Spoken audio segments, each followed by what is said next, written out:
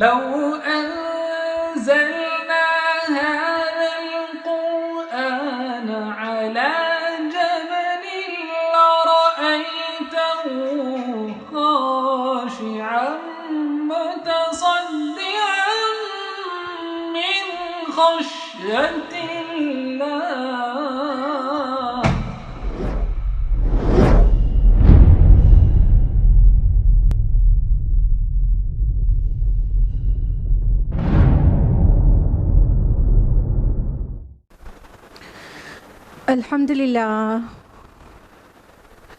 الحمدللہ رب العالمین والصلاة والسلام علی رسولہ الکریم وعلی آلہ واصحابہ اجمعین.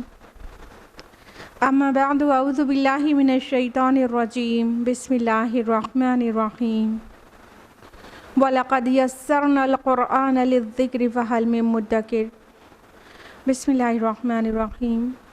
رب اشرح لی صدری ویسر لی امری واحلل عقدۃ من لسانی یفقہوا قولی. میری عزیز سامعات، درس قرآن مجید میں آپ کا پرخلوص خیر مقدم ہے. السلام علیکم ورحمۃ اللہ وبرکاتہ. کیسے آپ سبھی لوگ؟ الحمدللہ. اللہ تعالیٰ آپ کو اچھا رکھے، بہت خوشحال رکھے، دنیا اور آخرت دونوں میں کامیابی عطا کرے، آمین. درس قرآن میں کون سی سورہ چل رہی ہے؟ سورہ فرقان. تو لاسٹ ویک ہم لوگوں نے سورہ فرقان میں کہاں تک جانا تھا؟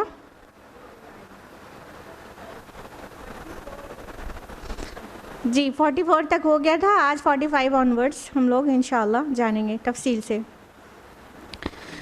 تو اس سے پہلے کا کانٹیکس، حالانکہ یہاں پہ رکوع تبدیل ہو رہا ہے، اور اس سے پہلے میں ہم لوگوں نے جانا تھا کہ اللہ تعالیٰ نے دیگر رسولوں کی قوموں کا مختصر میں ذکر کر کے بتایا کہ وہ لوگ اللہ کی نہیں مانے، رسول کی نہیں مانے، تو ان کا کیا انجام ہوا.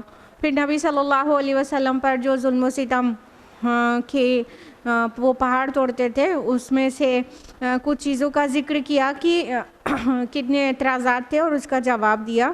اور پھر اللہ کے رسول کو اللہ تعالیٰ نے تشفی اور تسلی کے لیے یہ الفاظ کہے کہ کیا آپ نے اس کو دیکھا ہے جس نے اپنی خواہش نفس کو اپنے معبود بنا لیا ہے؟ تو آپ اس کی وکیل نہیں بن سکتے، آپ اس کو ہدایت نہیں دے سکتے ہیں، اس کا کچھ نہیں کر سکتے ہیں. اور پھر فرمایا کہ آپ کو لگتا ہے یہ لوگ سنتے ہیں دیکھتے ہیں؟ نہیں، بلکہ یہ تو انعام کی طرح ہیں، بلکہ ان سے بھی زیادہ بدتر ہیں. یعنی کہ یہ نبی صلی اللہ علیہ وسلم کی شان کی بات ہے کہ آپ صلی اللہ علیہ وسلم کی طرف سے اللہ تعالیٰ جسٹیفائی کر رہے ہیں کہ یہ آپ کا مسئلہ نہیں ہے کہ آپ پہچانے میں کچھ کمی کر رہے ہیں، بلکہ یہ وہ خود ان کی ہٹ دھرمی ہے کہ وہ نہیں مان رہے ہیں. یہاں تک ہوا تھا. اور اب کچھ سائنس آف اللہ سبحانہ و تعالیٰ ہم لوگ دیکھیں گے آیت نمبر 45 آنورڈس. سو آیت نمبر 45 از اعوذ باللہ من الشیطان الرجیم. بسم اللہ الرحمن الرحیم. الم تر الی ربک کیف مد الظل. کیا آپ نے نہیں دیکھا اپنے رب کی قدرت کی طرف کہ وہ کس طرح سائے کو پھیلا دیتا ہے. وَلَوْ شَاءَ لَجَعَلَهُ سَاكِنًا.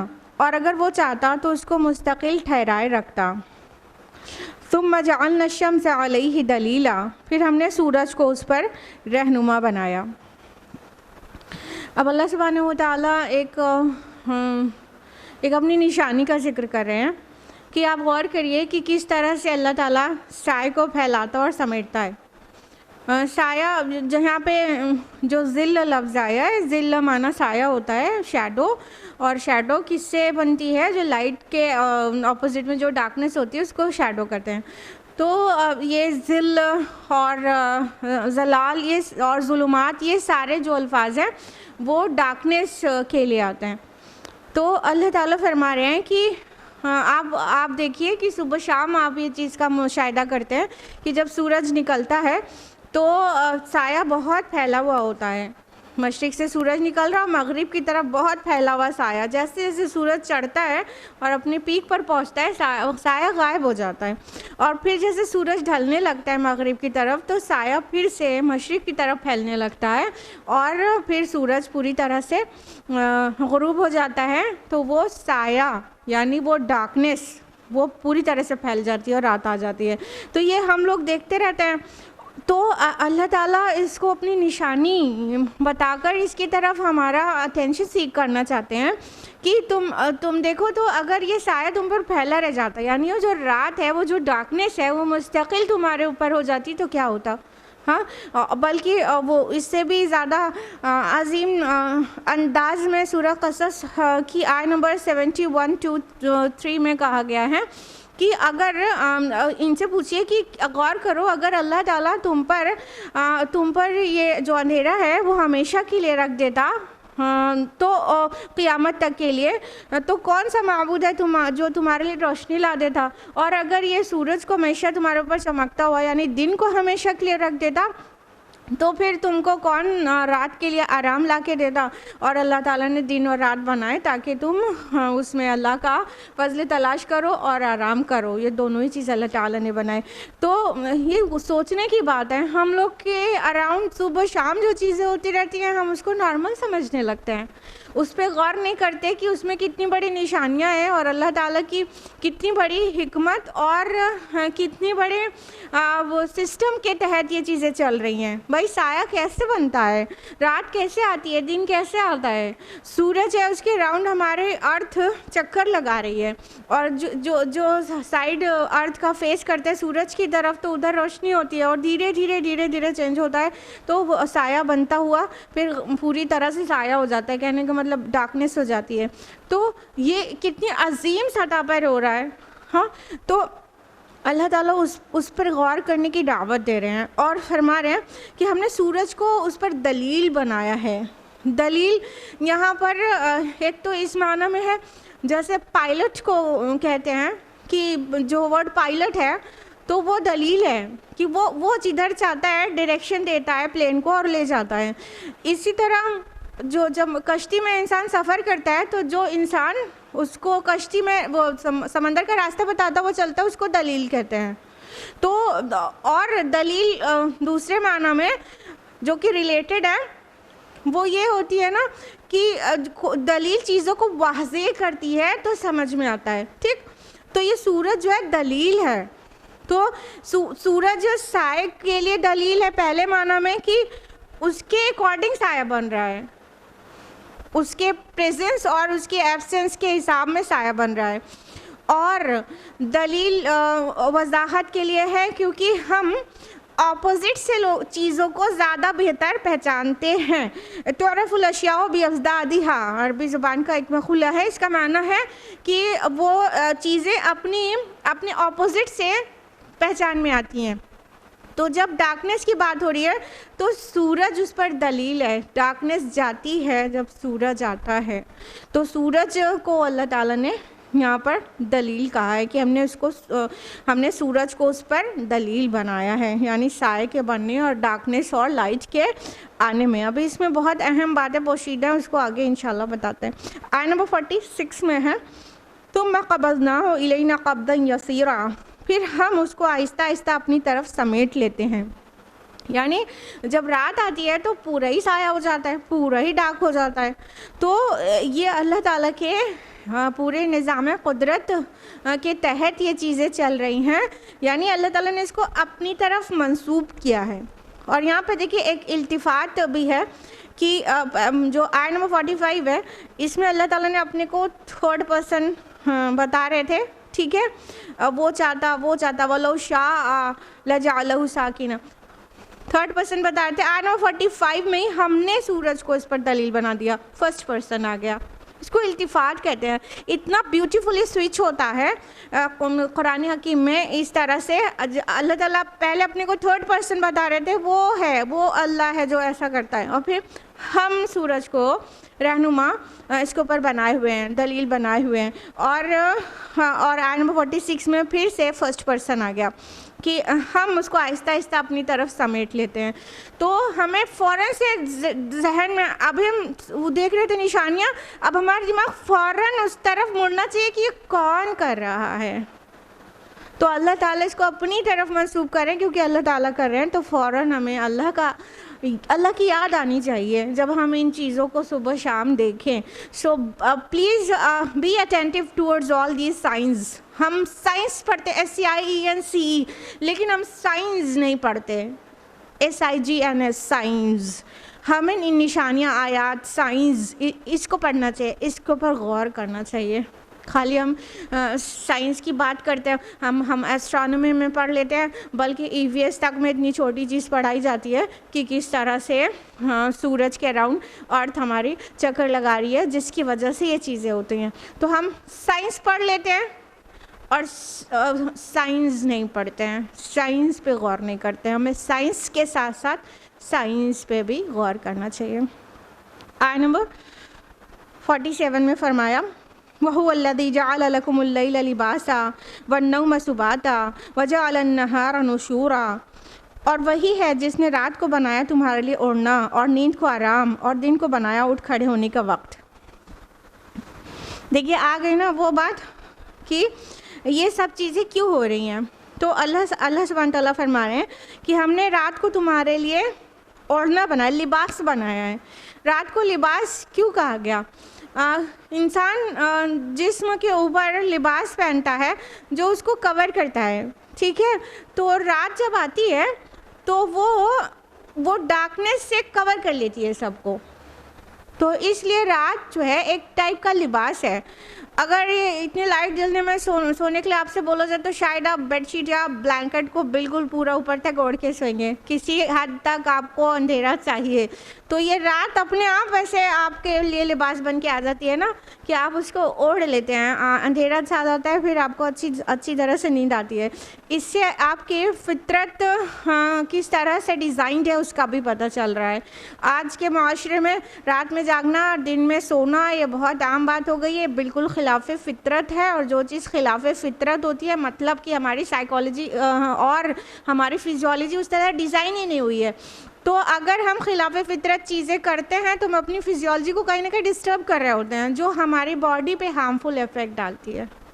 تو رات میں جو بہت عقل مندی سے لوگ کہتے ہیں ہم رات میں ہی پڑھ پاتے ہیں، دن میں پھر پورا دن سوتے رہتے ہیں اور رات بھر پڑھتے ہیں یا کوئی اور کام. تو رات بھر جاگنا اور دن بھر سونا یہ فطرت نہیں ہے، نہ ہی سائیکالوجی ہماری اس کو سپورٹ کرے گی اور نہ ہی ہماری فزیولوجی اس طرح کی ڈیزائن کی ہوئی ہے. تو اپنی فزیولوجی کے حساب سے اگر ہمیں سونا جاگنا ہے تو رات میں سونا چاہیے اور دن میں جاگنا چاہیے. تو اللہ تعالیٰ نے رات کو آرام کے لیے بنایا ہے اور دن کو اٹھنے کا وقت بنایا ہے اور اس میں ایکٹیو ہونے کا کام کرنے کا ہے. روشنی ہو گئی ہے تو ایکٹیو ہو سکتے ہیں. تو یہ چیزیں اس لیے دن اور رات آتی ہے تاکہ ہم دن بھر جو ایکٹیو رہتے ہیں تو اس کا رات میں ہمیں آرام ملے. یہاں پہ جو وَالنَّوْمَ سُبَاتًا بھی آیا ہے نا، سبات معنی ہوتا ہے ٹرانکویلٹی، جو سکون چاہیے رہتا ہے. تو ہمارا دماغ دن بھر کام کر کے تھکا رہتا ہے، اسے سکون چاہیے رہتا ہے. اگر رات کی نیند اسے نہیں ملے تو اگلے دن وہ اسی ایکیوریسی کے ساتھ کام نہیں کر سکتا اور نہ ہی اسی پیس کے ساتھ کر سکتا ہے.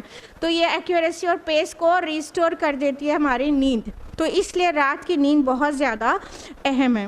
اب دیکھیے اس میں کچھ اور باتیں بھی ہیں. بات صرف دن اور رات کی ظاہری بات نہیں ہے، بلکہ یہ کفر اور ایمان کی کشمکش کو بیان کر رہا ہے کہ مطلب پہلے ڈارکنیس تھی اور پھر اللہ تعالیٰ سورج کو دلیل بنا کے لے آتے ہیں جس طرح، تو ڈارکنیس غائب ہو جاتی ہے اور سب کچھ روشن ہو جاتا ہے، دکھنے لگ جاتا ہے.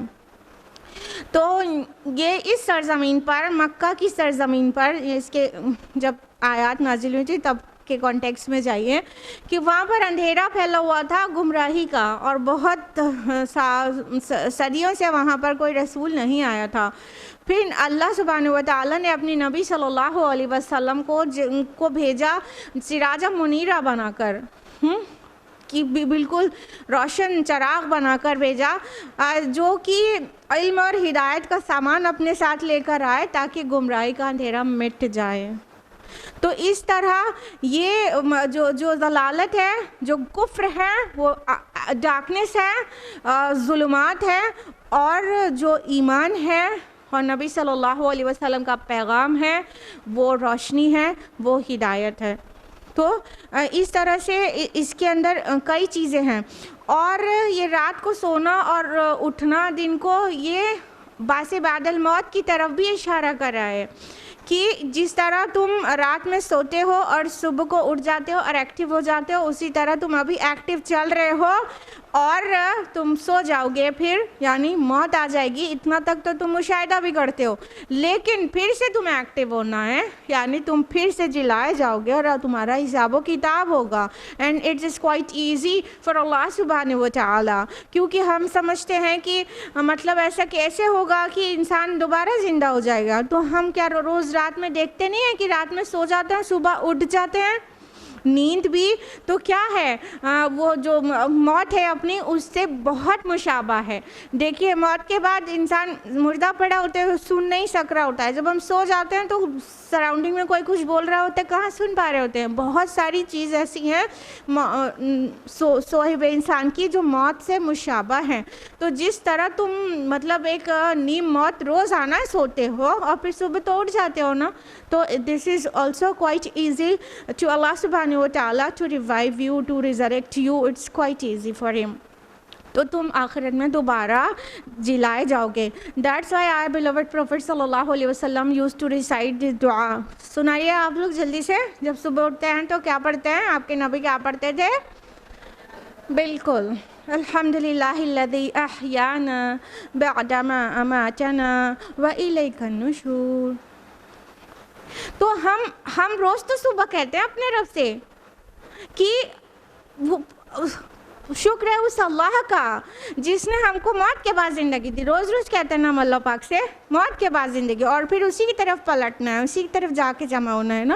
تو ہم یہ روز تو کہتے ہیں، تو ہم ایسے کیسے شک کر سکتے ہیں کہ ہمارا حساب و کتاب نہیں ہوگا، بلکہ تمہارا حساب و کتاب ہوگا. تو اتنی ساری باتیں اس روشنی اور اندھیرے اور رات اور دن کے اندر ہیں.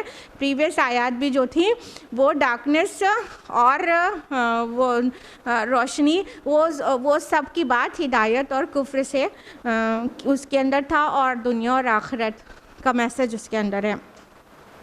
آیت نمبر 48. وَهُوَ الَّذِي أَرْسَلَ الرِّيَاحَ بُشْرًا بَيْنَ يَدَيْ رَحْمَتِهِ. وہی ہے جو ہواؤں کو بھیجتا ہے اپنی رحمت کے آگے آگے بشارت بنا کر. وَأَنزَلْنَا مِنَ السَّمَاءِ مَاءً طَهُورًا. اور ہم نے آسمان سے پانی اتارا ہے پاک.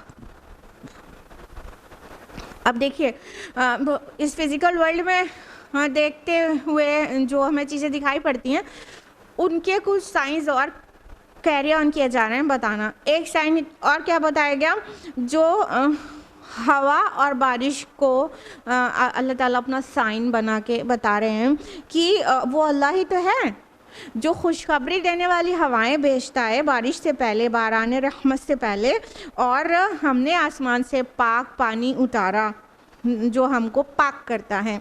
تو اگر اس کا ایک سائنٹیفک ویو پوائنٹ اگر ہمیں پتہ رہے تو بہت اچھا پتہ چلے گا کہ اتنا قرآن کی اتنا سائنٹیفک ہے کہ جب بارش ہوتی ہے نا تو وہ ہوا کے چلے بغیر بارش ہو ہی نہیں سکتی ہے.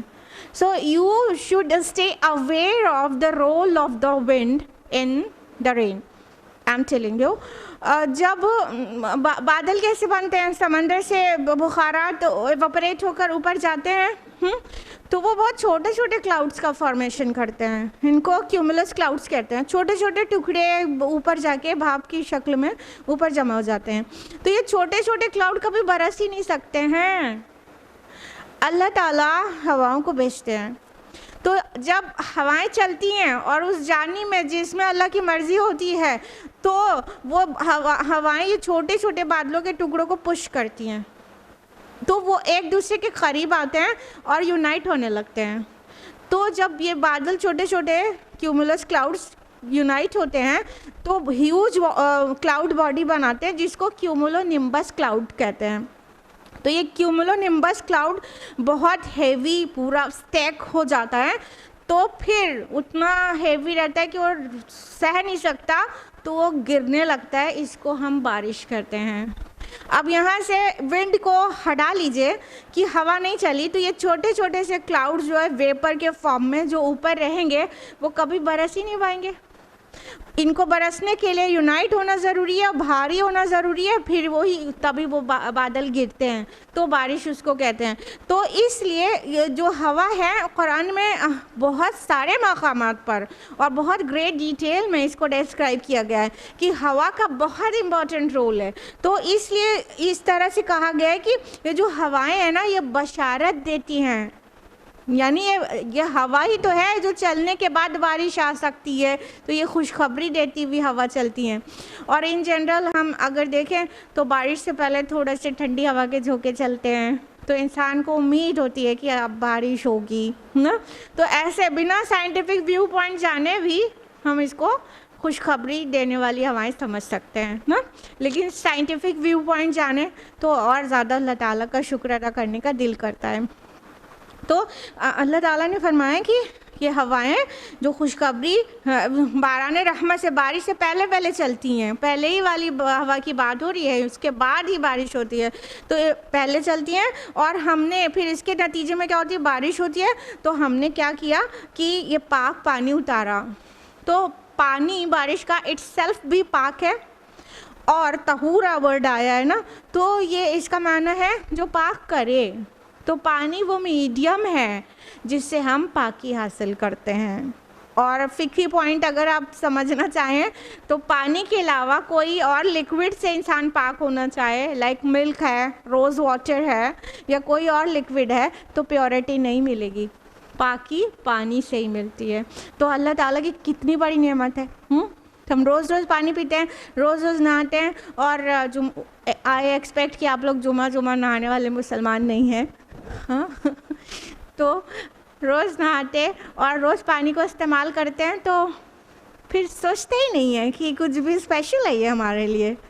اور ہاں ایک دن اس کا اسپیشل ہونا پتہ چلتا ہے ہم کو، کس دن؟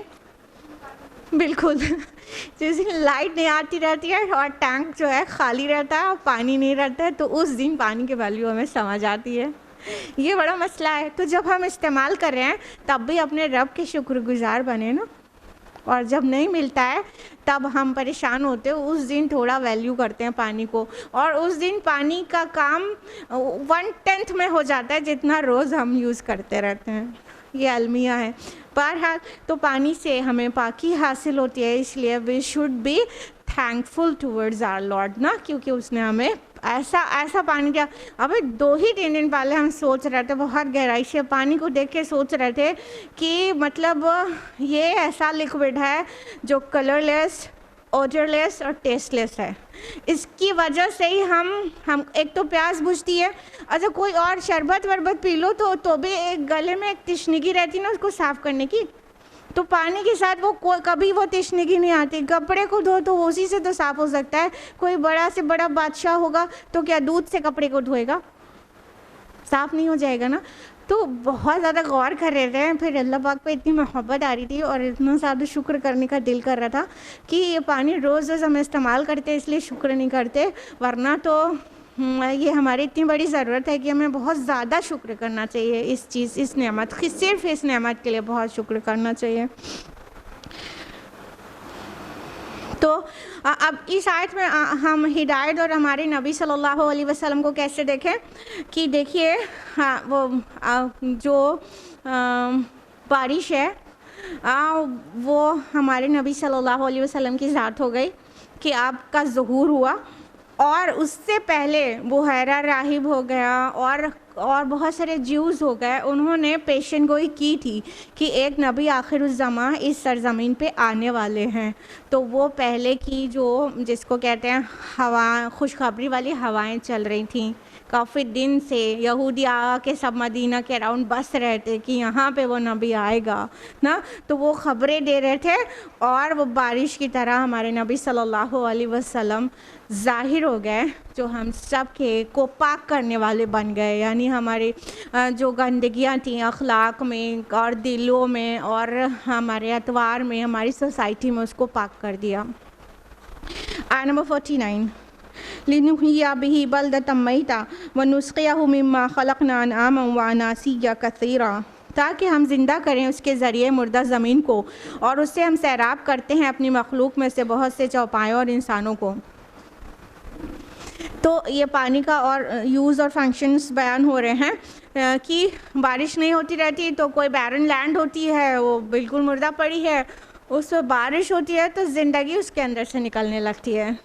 ہم دیکھتے ہیں صبح شام اس چیز کا مشاہدہ کرتے ہیں، اور اللہ تعالیٰ اس پانی سے جو بھی لیونگ بینگز ہیں ان کو سیراب کرتے ہیں، ان کی ضرورت پوری ہوتی ہے. تو یہ بارش کا پانی اتنا مفید ہے. اب اس کو ہدایت کے معنی میں لیجئے کہ اور آخرت کے معنی میں لیجئے کہ آخرت میں اس طرح انسان مرنے کے پیچھے دوبارہ زندہ ہو جائے گا. بہت آسان بات ہے. آپ روز روز اپنی آنکھوں سے دیکھتے ہیں کہ جب بارش سے پہلے کی زمین جو ہے ہر سیزن میں دیکھتے ہیں زمین ایک دم بنجر سی پڑی ہے اور وہ مردہ کہلا رہی ہے، اور جب بارش ہوئی تو اس کے اندر زندہ چیزیں نکلنے لگی. تو اسی طرح انسان جو قبروں میں ہیں مردہ ہیں، پھر اللہ تعالیٰ آخرت میں ان کو دوبارہ ریوائیو کر دے گا. جس طرح اللہ تعالیٰ کے لیے یہ زندہ پیڑ پودوں کو نکالنا آسان ہے، ویسے ہم کو بھی زندہ کر کے نکال دینا اللہ تعالیٰ کے لیے آسان ہے. اور یہ جو ہدایت ہے، اگر بارش کو ہدایت سے تشبیہ دے کے سمجھیں تو ہمارے نبی صلی اللہ علیہ وسلم جو ہدایت لے کر آئے تو اس کے بعد ہماری زندگی میں جو مردہ چیزیں تھیں، جو بری چیزیں تھیں، جو گمراہی تھی، وہ سب کے بادل چھٹ گئے اور ہدایت کی روشنی آ گئی، اور اب ہمیں ایک نئی زندگی مل گئی، ہم کو ایمان مل گیا. نمبر 50 وَلَقَدْ صَرَّفْنَاهُ بَيْنَهُمْ لِيَذَّكَّرُوا، اور اس کو ہم نے گردش میں رکھا ہوا ہے اس کے مابین تاکہ لوگ اس سے نصیحت حاصل کریں. فَأَبَى أَكْثَرُ النَّاسِ إِلَّا كُفُورًا، لیکن اکثر لوگ کفران نعمت ہی کرتے ہیں. اب یہ جو صرفناہ آیا ہے کہ ہم اس کو گردش دیتے رہتے ہیں، ہم نے اس کو گردش دیا، گھما کے ہم یہ لاتے ہیں. اب اس کا ایک اشارہ تو ایک ظاہر کی طرف ہے، بارش اور پانی کی طرف. تو پانی کے لیے پوری واٹر سائیکل آپ کو پتہ ہی ہوگی، کلاس 4 کے بچوں 3rd کے بچوں کو بھی پتہ ہوتی ہے نا، ٹھیک ہے، کہ کیسے اوشن سے ایوپریشن ہوتا ہے. جو ایوپریشن ہونے کے بعد یہ جو ویپرز ہیں ان کا کنڈنسیشن ہوتا ہے، اور پھر وہ جو کلاؤڈز ہیں وہ پھر برستے ہیں، بارش ہوتی ہے تو کچھ پانی تو ایسے سمندر میں چلا جاتا ہے ڈائریکٹ، لیکن کچھ پانی زمین کے اندر اترتا ہے. وہاں پہ پیڑ پودے بھی ہیں، اس سے فائدہ اٹھاتے ہیں، انسان بھی فائدہ اٹھاتے ہیں. کچھ زمین میں اندر چلا جاتا ہے جس کو ہم انسان اپنے بڑے بڑے ہم مشینیں لگا کر نیچے سے کھینچ لیتے ہیں اور ہمارے لیے پوٹیبل واٹر اویل ہو جاتا ہے، اور پھر ہم اسے یوز کرتے ہیں. پھر وہ ویسٹ بن کے نالیوں سے ہوتا ہوا ندیوں سے ہوتا ہوا سمندر میں مل جاتا ہے، اور وہ سمندر سے پھر ایوپوریٹ ہوتا ہے. اس طرح یہ واٹر سائیکل پوری چلتی رہتی ہے. تو ایک تو یہ پانی کی طرف ہو گیا، ہم اس کو اسی طرح گردش دیتے رہتے ہیں، واٹر سائیکل چلاتے رہتے ہیں. اور تاکہ لیذکروا، تاکہ یہ نصیحت حاصل کریں، یہ غور کریں، یہ یاد دہانی حاصل کریں. تو جب واٹر سائیکل پہ غور کرو تو پتہ چلتا ہے واٹر کہیں ویسٹ تو ہوتا ہی نہیں، مطلب وہ کبھی ختم تو ہوتا ہی نہیں، وہ ری سائیکل ہوتا رہتا ہے. تو پورا ہی کا پورا جو پانی ہے وہ ری سائیکل ہوتا چلا جاتا ہے. تو اس پہ جب غور کریں تو کتنا اللہ تعالیٰ کا شکر بجا لانے کا دل کرتا ہے. اس میں ہماری کون سی مشین کام کری ہے عام طور پر، کہ ایوپوریٹ ہونے میں کوئی مشین کام کری ہے، یا بارش برسانے میں کوئی مشین کام کر رہی ہے، ہاں، یا جو پانی ہم یوز کر رہے ہیں اس کو ہارڈلی کسی مشین سے ہم نیچے سے لے آتے ہیں، نہیں تو بنا مشین کے ویل سے بھی نکل آتا ہے، ٹھیک ہے. تو یہ اس میں ہمارا کوئی سسٹم، ہمارے گورنمنٹ کا کوئی دخل نہیں ہو، یہ ساری چیز ہو رہی ہے نا، کتنا اسموتھلی یہ واٹر سائیکل چل رہی ہے. تو کیا ہم اس سے نصیحت حاصل نہیں کرتے کہ اللہ سبحانہ و تعالیٰ نے کس عظیم سطح پر ہمارے لیے پانی کو پیور کرنے کا انتظام کیا ہے. یہ کیا ہے؟ پانی کو پیور کرنے کی سائیکل ہے نا، وہ ایگزسٹ تو کر ہی رہا ہے. ہم گندا کر کے اسے مطلب اپنے گھر کے ڈرینس میں گندا کر کے نکال رہے ہیں، اور ہمیں پاک پانی پھر سے مل رہا ہے. اگر یہ ایک طرفہ پروسیس ہو کہ ہم گندا کرتے رہیں تو پانی ختم ہو جائے، نہیں، لیکن اللہ تعالیٰ اسی گندے پانی کو پھر سے ہمارے لیے پیور کر دیتے ہیں نا, اور پھر ہمیں پوٹیبل واٹر مل جاتا ہے, یا تو ہمیں کھیتی کے لیے صاف پانی مل جاتا ہے یا دوسرے استعمال کے لیے. تو یہ جو پیور کرنے کی جو سائیکل ہے, اس میں نہ ہماری کوئی سائنس لگ رہی, نہ ٹیکنالوجی, اور نہ ہی گورنمنٹ کا کام ہے, نہ ہی کوئی فیملی کا کام ہے. یہ اللہ پاک کر رہے ہیں ہمارے لیے. تو ہم کیا غور نہیں کریں گے کہ ہم اس سے نصیحت حاصل نہیں کریں گے؟ لیکن اللہ تعالیٰ فرما رہے اکثر لوگ کفر ہی کرتے ہیں, کفران نعمت کرتے ہیں. نعمتوں کا شکریہ ادا نہیں کرنا کفر ہی تو ہے. کفران نعمت ہے, انکار ہے نعمتوں کا, یعنی جس کی طرف سے وہ ملی ہے ہم اس کا شکریہ نہیں ادا کر رہے, مطلب ہم انکار کر رہے ہیں کہ نہیں ہم آپ کی گریٹفل نہیں ہیں. اٹس نتھنگ گریٹ, آپ نے ہم کو دیا, کون سی بڑی بات ہے, دے دیا آپ نے ہم کو, دے دیا, ہمارا رائٹ بنتا تھا. یہ ہم بول سکتے ہیں اللہ پاک سے, ہمارا رائٹ بنتا ہے پانی نا, نہیں. تو ہمیں شکر ادا کرنا چاہیے. دوسری طرف صرفناہ کا یہ بھی معنی ہوا کہ یہ ساری باتیں ہم گھما کے قرآن میں لے کے آ رہے ہیں, بار بار قرآن میں لے کر آ رہے ہیں. ان کی ہدایت ان کو جس سے ملے گی وہ ساری باتیں ہم بار بار لے کر آ رہے ہیں. تصریف یہاں مطلب یہ دونوں معنی لیے ہوا ہے کہ ایک تو واٹر سائیکل کو بار بار مطلب واٹر کو ری سائیکل کرتے کرتے لانا, یہ بھی اس کے لیے بھی صرف نہ ہو تصریف اٹھایا. اور تصریف اس لیے یہ جو ہدایت حاصل کرنے والی آیات ہیں وہ بار بار ہم اس کتاب میں نازل کرتے رہتے ہیں تاکہ یہ نصیحت حاصل کریں, مگر کیا ہے کہ یہ اکثر لوگ ناشکرے ہیں. نمبر 51 وَلَقَدْ شِئْنَا لَبَعَثْنَا فِي كُلِّ قَرْيَةٍ نَذِيرًا, اور اگر ہم چاہتے تو ہم ہر بستی میں سے ایک نذیر بھیج دیتے. اللہ سبحانہ و تعالیٰ کے لیے بہت آسان ہے کہ وہ ایک نبی نہیں, ایک ٹائم میں سینکڑوں نبی روئے زمین پہ رکھے, یہاں تک کہ ایک ایک بستی میں ایک ایک رسول ہو. اٹس کوائٹ ایزی فار اللہ سبحانہ و تعالیٰ. لیکن یہ اللہ کی منشا نہیں ہے. اللہ تعالیٰ اپنے نبی یا رسول کو بالکل سینٹرل سٹی میں رکھتے ہیں. یعنی آپ غور کریے گا جتنے رسول ہیں وہ ایسے شہر میں, ایسی بستی میں آئے ہیں جو سینٹرل سٹی ہے, جو کلچرل اور سویلائزیشنل سینٹر ہے, اکانومک سینٹر ہے. تو وہ سینٹرل پلیس پہ اللہ تعالیٰ نبی کو بھیجتے ہیں, کیونکہ باقی ساری جگہوں کے لوگ سینٹر کی طرف بار بار پلٹتے ہیں. کچھ اپنے مطلب کلچر کے لیے بھی ادھر ہی دیکھتے ہیں, ایجوکیشن کے لیے بھی ادھر ہی دیکھتے ہیں, اور ڈیولپمنٹ کے لیے بھی ادھر ہی دیکھتے ہیں, اس لیے وہ ادھر آتے جاتے رہتے ہیں. تو اللہ تعالیٰ اپنے رسول کو جہاں پہ رکھتے ہیں وہ اکثر سینٹرل سٹی ہوا کرتا ہے. تو ہمارے نبی صلی اللہ علیہ وسلم مکہ میں پیدا ہوئے. مکہ تو پورے دنیا کا سینٹر ہے, وہاں پر تو مطلب بیت اللہ ہے, تو سارے ہی لوگ آتے ہیں. تو عرب تو خصوصاً اور عموماً سب عجمی بھی ادھر پلٹ کے جاتے ہیں. تو اللہ تعالیٰ کہہ رہے ہیں ہمارے لیے تو بہت آسان ہے کہ ہم ہر بستی میں ایک رسول بھیج دیں, لیکن یہ اللہ کی منشا نہیں ہے, بلکہ اللہ کے ایک رسول اور آخری رسول, سبحان اللہ, وہ ایک اکیلا قیامت تک کے لیے کافی ہے. سبحان اللہ نا. تو ہمارے نبی کی شان یہ ہے کہ ہمارے تک جو میسج پہنچا ہے, جو آپ کی سیرت ہے, اور جو آپ صلی اللہ علیہ وسلم کا اخلاق ہے, اور جو آپ سے ہماری محبت ہے, ہم لوگ نے کبھی دیکھا بھی نہیں, سب کچھ پہنچا نا اپنے تک.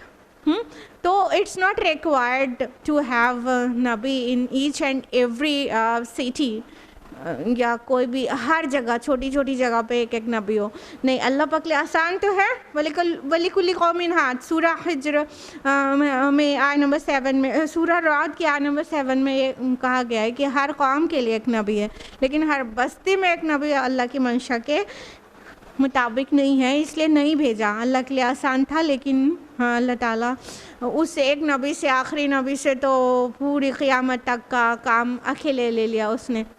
آپ کا میسج قیامت تک کے لیے چلا جائے گا. اور قرآن مجید کو پڑھو تو ہمارے نبی صلی اللہ علیہ وسلم کی پوری سیرت کا پتہ دیتی ہے. عائشہ رضی اللہ عنہا نے فرمایا تھا کہ تم نے قرآن نہیں پڑھا، یعنی نبی کے بارے میں جاننا ہے تو قرآن پڑھو.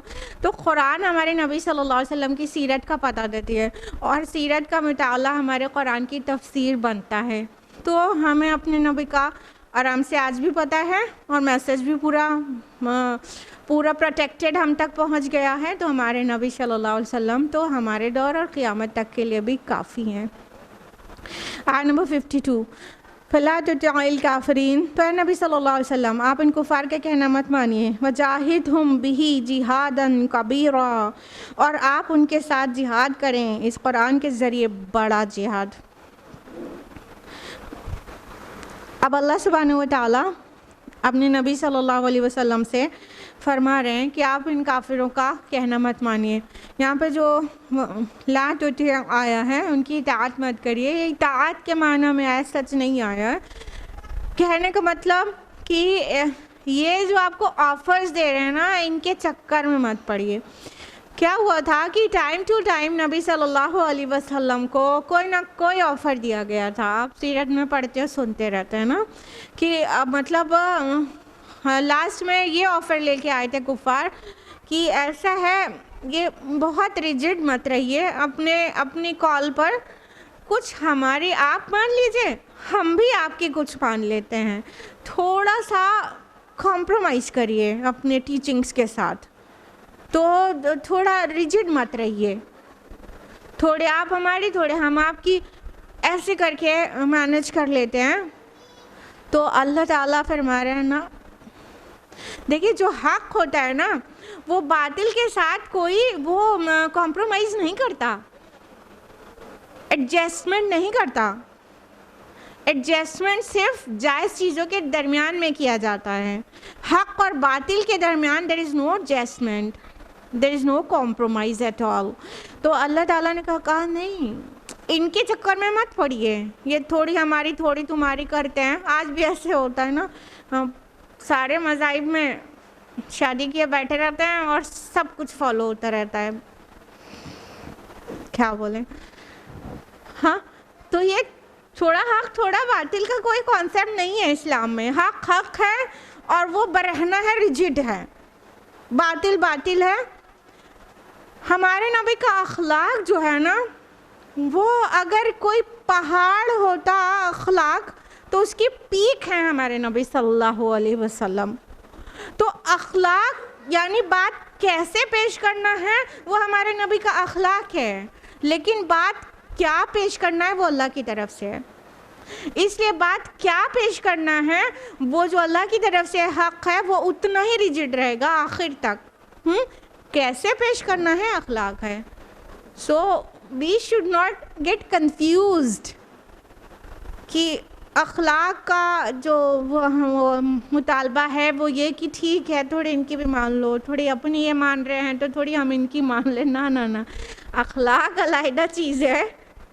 کیسے کرنا ہے نبی سے سیکھو، کس مطلب نرم زبان سے، کس محبت سے، کس شفقت سے. لیکن کیا پیغام پہنچانا ہے یہ ہمارے اور آپ میں گڈمڈ نہیں چلے گا. جو اللہ نے بھیجا ہے وہ پہنچانا ہے نا. تو اس چیز کو ٹھیک سے سمجھنا ہے. اللہ تعالیٰ ان کے آفرز کو ریجیکٹ کرنے کے لیے کہہ رہے ہیں نہیں، آپ ان کے چکر میں نہیں پڑیے، ان کا کہنا نہیں مانیے، بلکہ ان کے ساتھ جہاد کریے، اور بڑا جہاد. مکی آیت ہے. کون سے جہاد کی بات ہو رہی ہے؟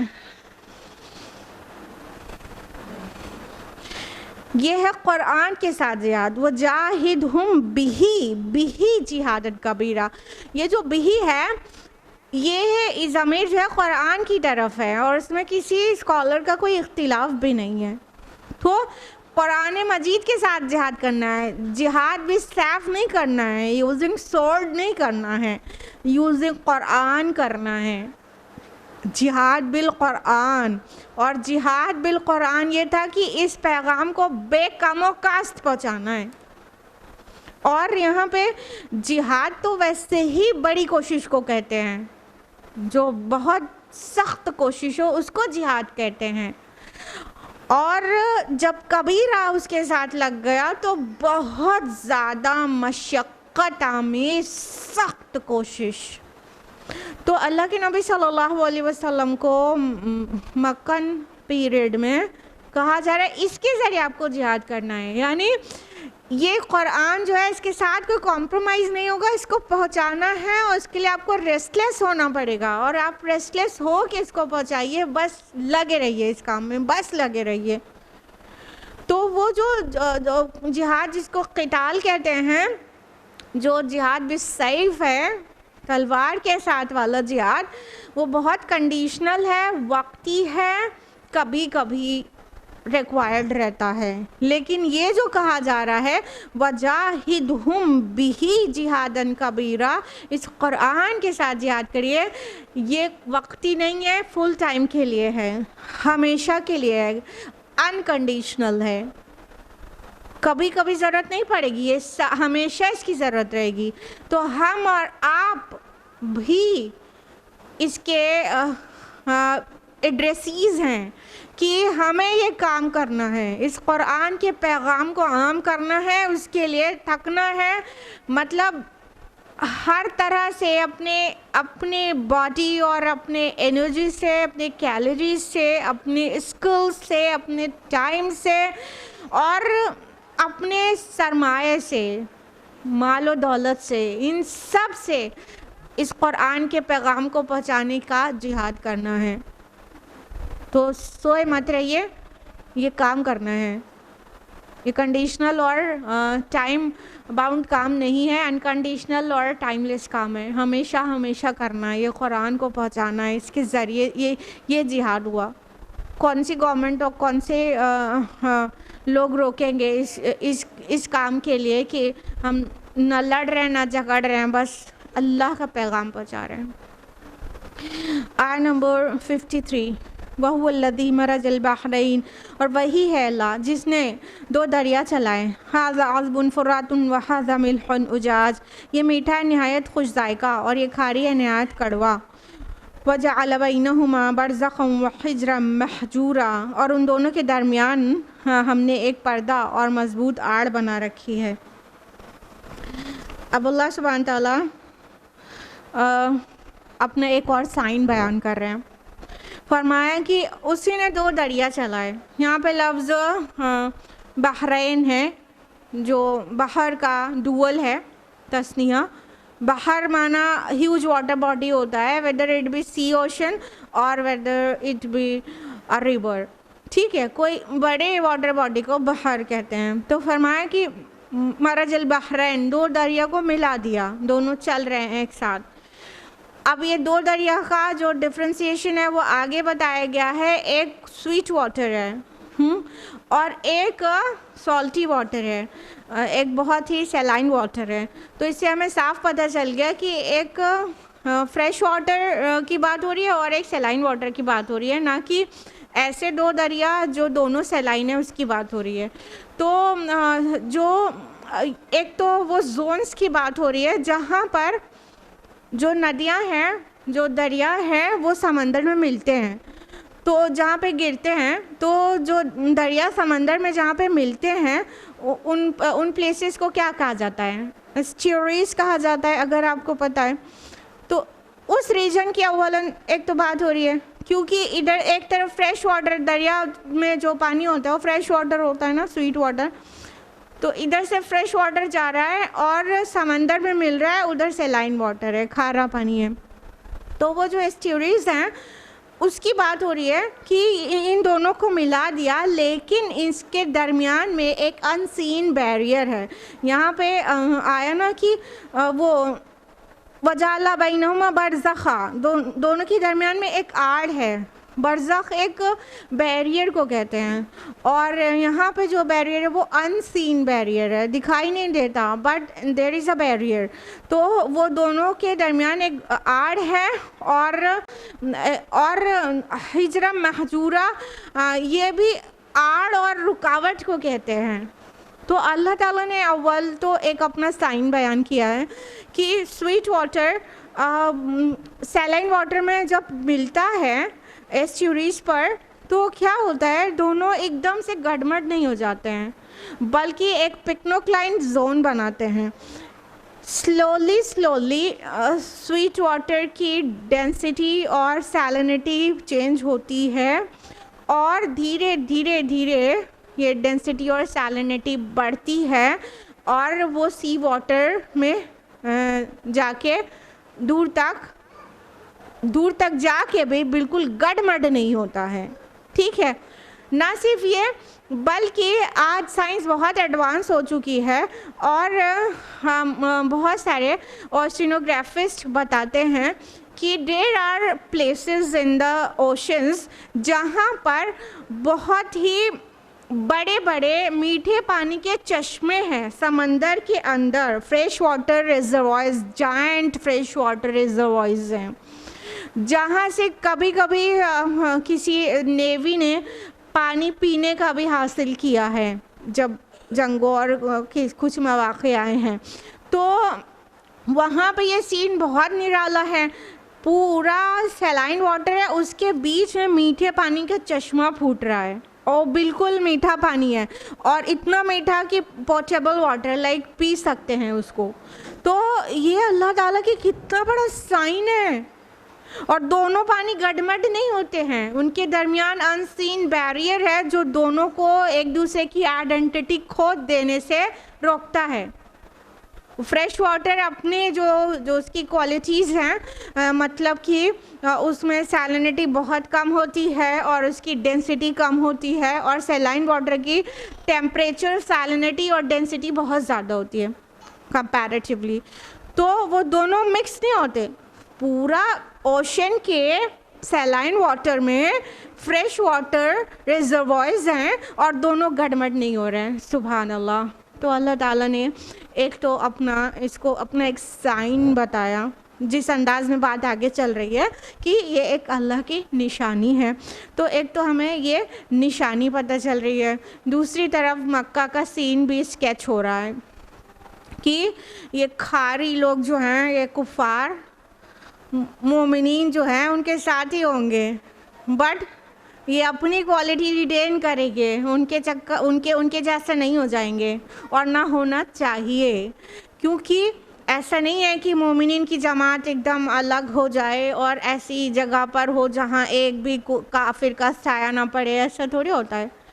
एक सोसाइटी में दोनों लोग रहेंगे लेकिन मोमिनीन अपनी क्वालिटी को रिटेन करेंगे और कुफ़ार जिनको कह सकते हैं खारे पानी से मिसाल दी गई है, वो भी होंगे बैकग्राउंड में, लेकिन मोमिनीन अपने ईमान और अपनी गुड क्वालिटीज़ को अपने अंदर महफूज रखेंगे और उससे सराउंडिंग में कुफ़ार होने से उनके अंदर ख़राबी नहीं आएगी, जैसे कि मक्का के मुसलमान थे और हर सोसाइटी में कुफ़ार और मोमिनीन मिलजुल के रहते हैं और कोई ऐसा मसला नहीं होता है कि ईमान ही अपना छोड़ दे इंसान। और ये चाहिए के सेंस में भी आएगा कि हमें नहीं चाहिए कि हम अपने ईमान और अपनी क्वालिटीज़ को मिस करें, क्योंकि देखिए फ्रेश वाटर कितनी आराम से अपनी क्वालिटीज़ को रिटेन कर लेता है और सैलाइन वाटर के साथ होने के बाद भी वो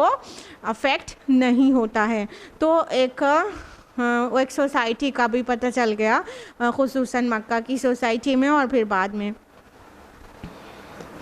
आयत नंबर 54, वहुवल्लज़ी खलक़ा मिनल माइ बशरा, और वही है जिसने पानी से पैदा किया इंसान को। फ़जअलहु नसबन व सिहरा व कान रब्बुका क़दीरा, तो उसने बनाया उसके लिए नसब और ससुराली रिश्ता, और आपका रब सब कुदरतों का मालिक है।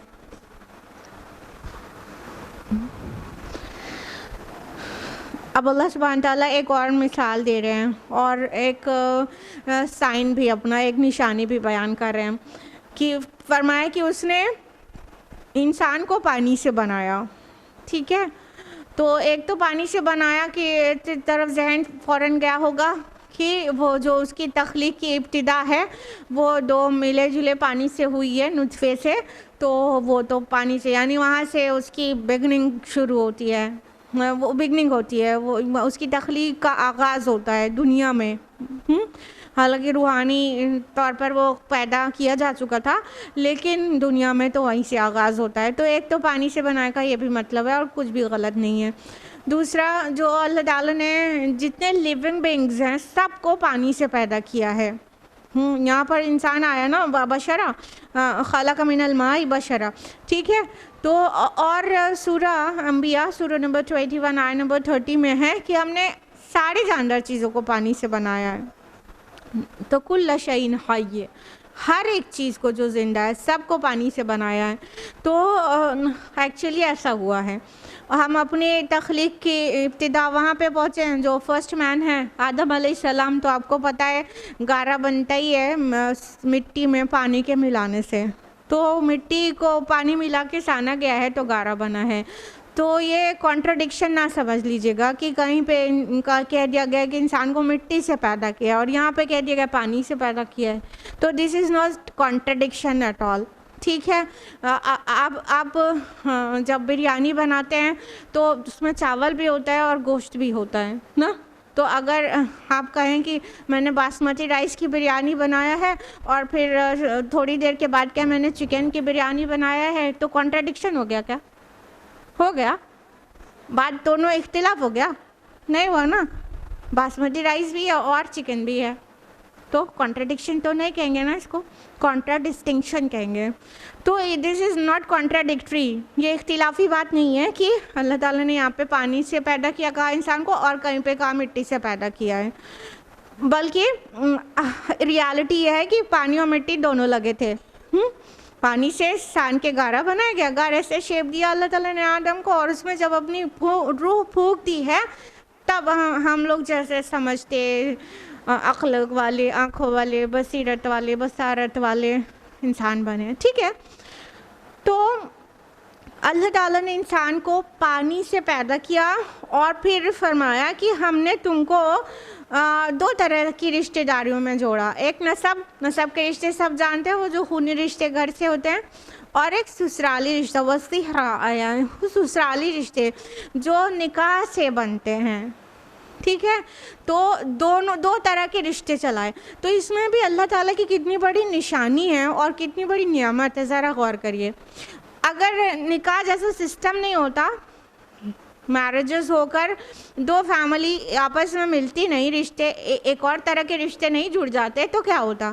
صرف انسان اپنے اپنے قبیلے میں, اپنے اپنے برادریوں میں یا اپنے اپنے گروپ میں ہوتا اور اس کے باہر والوں سے اس کا کوئی تعلق نہیں ہوتا, کوئی بھی تعلق. تو بہت نفسی ہو جاتا. ہاں, لیکن انسان بلڈ ریلیشن اس کا گھر سے اپنے آپ بن رہا ہے, بہن بھائی کا رشتہ, بہن بہن کا رشتہ, ماں بیٹے کا رشتہ, اور پھر نکاح ہوا تو ادھر سے بیوی کے خاندان سے, شوہر کے خاندان سے دو خاندان مل گیا, تو اب دوسرے سے بھی رشتہ ہو گیا, پھر ایک بھائی کی دوسری جگہ ہو گئی, وہاں سے بھی رشتہ ہو گیا. اس طرح پورا ڈائیورسیفائی ہو گیا. تو انسان پورا سوشل ہو گیا اور جگہ جگہ اس کی پوری رشتہ داریاں اب گلوبل ہو گئیں. ادروائز یہ it would have been so isolated نا. لیکن اللہ تعالیٰ نے یہ جو سسرالی رشتے بنائے, جو نکاح سے دوسری جگہ سے کوئی آ جاتا ہے تو ایک رشتہ جڑ جاتا ہے, تو اب کیا ہو گیا, بہت ڈائیورسیفائی ہو گئی رشتہ داریاں. تو اب انسان کتنا ایک دوسرے سے مطلب تعلق قائم کر چکا. تو اگر یہ نہیں ہوتا تو بہت عجیب ہو جاتا. تو اللہ تعالیٰ نے اس کو نعمت کے طور پہ یاد دلایا ہے اور فرمایا کہ اللہ تعالیٰ سب قدرتوں والا ہے. اب یہ دیکھیے کہ پیچھے کھارے پانی اور میٹھے پانی کی مثال دی گئی تھی ایک ساتھ رہنے کی, اور یہاں پر رشتوں کی مثال دی گئی. دو طرح کے رشتے ہوتے ہیں جو جس سے انسان بہت زیادہ سوشل ہو پاتا ہے. تو یہ سب چیزیں اللہ تعالیٰ کی نشانیاں بھی ہیں, اور اس کے غور و فکر اس میں کرنے سے اللہ تعالیٰ کی معرفت حاصل ہوتی ہے, اور اللہ تعالیٰ سے ہمارا زندہ تعلق قائم ہوتا ہے. زندہ تعلق, اللہ تعالیٰ سے تعلق تو سب کا ہے, لیکن زندہ ہے کہ ادمرا ہے کہ بالکل ہی مردہ ہے, یہ الگ بات ہے. تو جب ہم اس پہ غور کرتے ہیں نا تو اللہ تعالیٰ سے زندہ تعلق نصیب ہو پاتا ہے. آیت نمبر 55 وَيَعْبُدُونَ مِن دُونِ اللَّهِ مَا لَا يَنفَعُهُمْ وَلَا يَضُرُّهُمْ، اور وہ بندگی کرتے ہیں اللہ کے سوا ان کی جو نہ تو انہیں کوئی نفع پہنچا سکتے اور نہ نقصان. وَكَانَ الْكَافِرُ عَلَىٰ رَبِّهِ ظَهِيرًا، اور یہ کافر لوگ اپنے رب کی طرف سے پیٹھ موڑے ہوئے ہیں.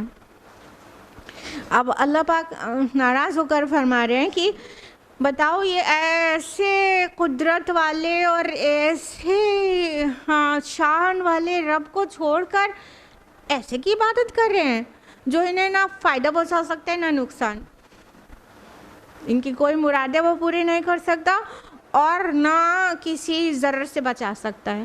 تو ایسے کی عبادت کرنا شرک بالکل بے دلیل چیز ہے. تو فرمایا کہ نہیں، یہ لوگ جو ہے اپنے رب کی طرف سے پیٹھ موڑے ہوئے ہیں. ظہیرہ ہے نا، ظہیرہ یہ پیٹھ کے لیے ہے، اور اگر اللہ کے ساتھ ہوگا تو ادھر سے پیٹھ موڑنا ہوگا، یعنی بیک، کسی چیز کی طرف سے بیک کر لینا، یعنی چھوڑ دینا، پلٹ جانا. اور اگر لی کے ساتھ آئے گا، لی کے صلے کے ساتھ، تو ہوگا اس طرف پیٹھ کرنا، مطلب سپورٹ کرنا. تو صلے سے بالکل معنی اپوزٹ بھی ہو جایا کرتا ہے. تو یہاں پہ اللہ کے ساتھ آیا ہے، اپنے رب کی طرف سے پیٹھ موڑے، یعنی پیٹھ دکھا دیا، مطلب ٹرن ہو گئے وہاں سے. آیت نمبر 56 وَمَا أَرْسَلْنَاكَ إِلَّا مُبَشِّرًا وَنَذِيرًا، اور نہیں بھیجا ہم نے آپ کو مگر بشیر اور نذیر بنا کر صلی اللہ علیہ وسلم.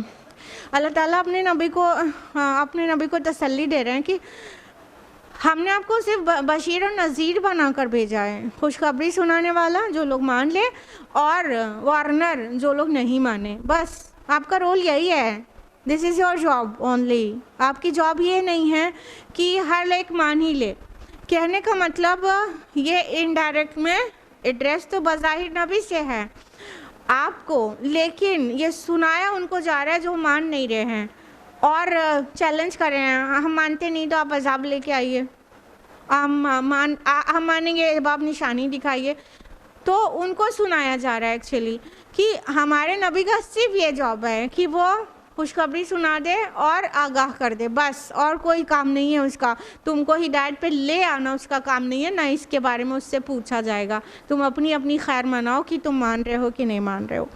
آیت نمبر 57 قُلْ مَا أَسْأَلُكُمْ عَلَيْهِ مِنْ أَجْرٍ إِلَّا مَنْ شَاءَ أَنْ يَتَّخِذَ إِلَىٰ رَبِّهِ سَبِيلًا، آپ ان سے کہہ دیجئے کہ میں تم سے اس پر کچھ اجر نہیں مانگتا سوائے اس کے جو چاہے کہ اپنے رب کی طرف راستے اختیار کر لے. اب نبی صلی اللہ علیہ وسلم سے کہلوایا جا رہا ہے، اے نبی ان سے کہہ دیجئے کیا میں تم سے کوئی اجرت مانگتا ہوں، کوئی پیمنٹ مانگتا ہوں تم کو پیغام رسانی کرنے کا، کچھ ہدیہ مانگتا ہوں، کوئی سونے کا تاج مانگتا ہوں، یا تم سے کوئی مطلب تحفے تحائف یا کیش پہنچاتے رہتے ہو؟ کچھ مانگا کبھی تم سے؟ کچھ بھی تو نہیں مانگا. ہاں، جو حق کی طرف لوگوں کو بلاتا ہے وہ کچھ بھی نہیں مانگتا ہے، اور اس کی لائف کمپیریٹیولی اور زیادہ مشکلوں میں آ جاتی ہے. عام طور پر ضروری نہیں ہے. ہمارے نبی صلی اللہ علیہ وسلم کی لائف دیکھیے، خدیجہ رضی اللہ عنہ کے ساتھ، اپنے بچوں کے ساتھ کتنی خوشحال زندگی گزار رہے تھے، اچھا خاصا ویلتھ تھی، سب کچھ تھا.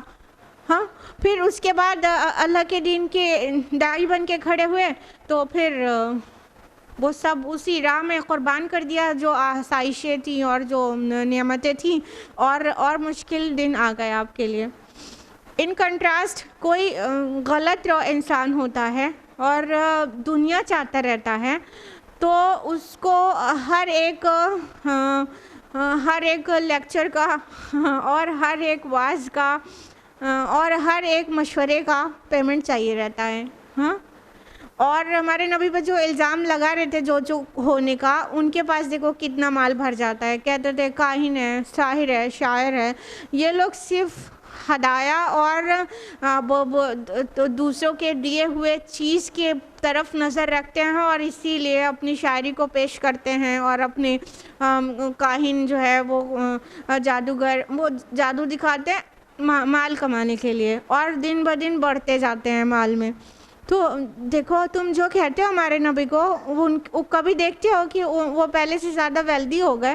نہیں. تو کہلایا جا رہا ہے نبی صلی اللہ علیہ وسلم سے ان سے کہ میں تم سے کچھ بھی تو نہیں مانگتا ہوں. یہ حق ہونے کی دلیل ہے کہ کچھ مانگتے نہیں ہیں, اپنا ٹائم خرچ کرتے ہیں, اپنی جان کھپا رہے ہیں. ٹائم تو بہت چھوٹی سی چیز ہوئی نا, جس شان سے میرے نبی نے اللہ کے پیغام کو پہنچایا ہے کہ پورا ہمہ وقت ہمہ وجود اس میں لگایا ہوا تھا. تو کیا یہ حق کی دلیل نہیں ہے کہ آپ صلی اللہ علیہ وسلم حق کے اوپر تھے؟ تو فرمایا کچھ تو نہیں مانگتے نا سوائے اس کے کہ آپ کو اچھا سا فیل ہو جاتا ہے جب کوئی حق کے راستے پہ آ جاتا ہے. آیت نمبر 58 وَتَوَكَّلْ عَلَى الْحَيِّ الَّذِي لَا يَمُوتُ وَسَبِّحْ بِحَمْدِهِ. تو آپ توکل رکھیے اس زندہ جاوید ہستی پر جسے کبھی موت نہیں آئے گی, اور اس کی حمد کے ساتھ تسبیح کیجیے. وَكَفَى بِهِ بِذُنُوبِ عِبَادِهِ خَبِيرًا. اور وہ اپنے بندوں کے گناہوں کی خبر رکھنے کے لیے کافی ہے. اب نبی صلی اللہ علیہ وسلم کو اسٹرینتھ دی جا رہی ہے. کہاں سے؟ آپ اللہ پر توکل کریے, اور وہ ہستی کیا ہے؟ زندہ اور جاویدہ ہستی ہے جس کو موت نہیں آئے گی کبھی.